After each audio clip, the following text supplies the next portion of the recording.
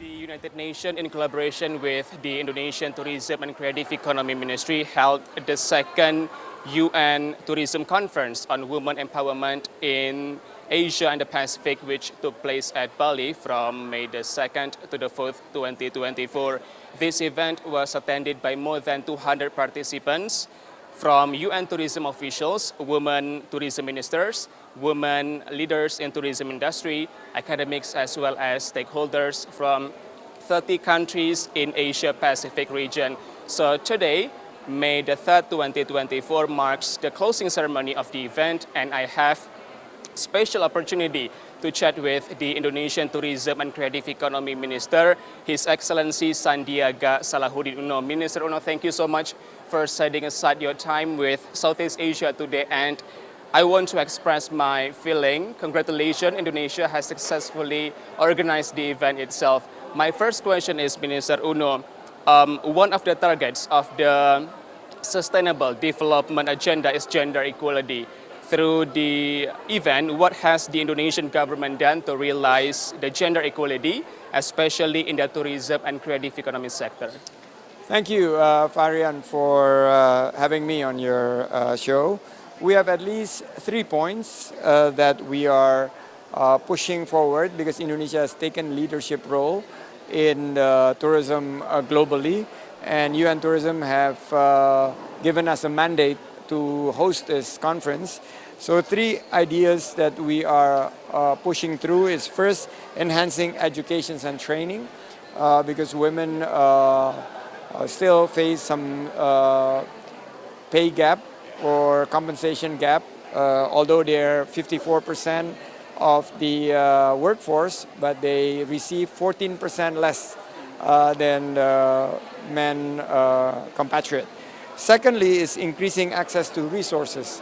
So women have to be empowered by providing them the best access to resources. And fostering, third is fostering inclusive policies. We need to celebrate the success of women. In my ministry, women leaders have taken strategic roles, and majority of the leaders are women in the tourism ministry and creative economy. And they are also driving social innovations. They're also making up the changes of the fabric to our industry.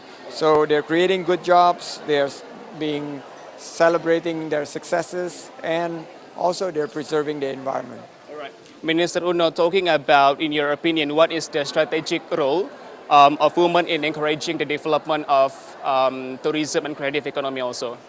We are seeing that the strategic role has transformed into a very crucial role, where the government is seeing that women being empowered in the sectors, not just within the executive role, but also the legislative roles. In the parliament, women are taking a leadership role also because they're enacting laws and regulations and providing policies that are conducive for women participations. Secondly is economic incentives. As I mentioned to you, we need to provide incentives for business to make up this deficiency, the gap between women and men workers in terms of their compensations. And then we need supportive infrastructures. We need to build support system so that women could be very active in the workplace, including childcare facilities and many other initiatives. So we believe we will continue the awareness campaigns. We continue with the regional workshops following this successful conference, and we'll report to See Today how the monitoring and evaluating of our initiatives are really showing up good achievement. All right. We are, you have already mentioned before, we are facing several problems to maximize women's role in tourism sector. So according to UN Tourism itself, Minister Uno, women make up 53% of tourism and also workforce in Asia and the Pacific, but are concentrated in lower skilled, lower paid, as well as informal roles. So how the government see this problem? In Indonesia, it's 54% 54.22% to be exact. So you need to give them proper training, upskilling, reskilling, and new skilling so that women will have the necessary skills to be able to contribute to the industry. Secondly, we need to promote awareness and provide incentives for industry, businesses, including policymakers to bring women into the leadership role. And finally, you need to fund programs to make sure that all these initiatives are not just going to stop at the end of this Pak Jokowi's second administrations, but rather to be continue because it will need a very continuity-minded mindset to continue the program, fund the program, and make sure that this will also be adopted in the next administrations. Okay. Last question, Minister Uno. Indonesia is starting to enter demographic bonus, so where the productive groups between 15 until 64 years is about 70-ish%, nearest to 71%. In terms of regulations and also the policies, how does the government create opportunities as well as guarantee gender equality so the women's participation in tourism and creative economy can contribute to economic growth as well? First, jobs. You need to continue to provide policies that are conducive to create good quality jobs, not just any jobs, but good quality jobs. And this could be done through policy empowering women in entrepreneurships, whereby the small, medium enterprises, about 60 million of them, could continue to create jobs for women and for the general populations. Secondly, would be cost of living.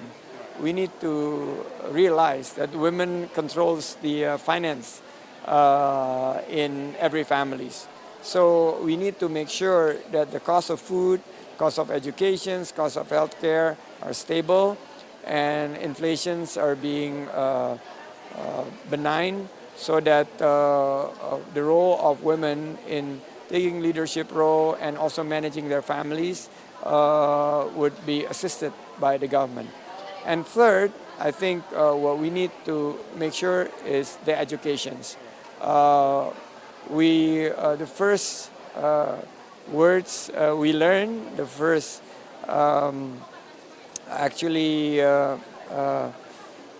the first teaching when you're a kid is from women. Yeah. So women in educations and the role of them going forward needs to continue to be enhanced and empowered. All right. Indonesian Tourism and Creative Economy Minister, thank you so much for setting aside your time. It is such a great honor to have a chat with you. Thank you so much, Minister Uno. That's our chat with the Indonesian Tourism and Creative Economy Minister, His Excellency Sandiaga Salahuddin Uno.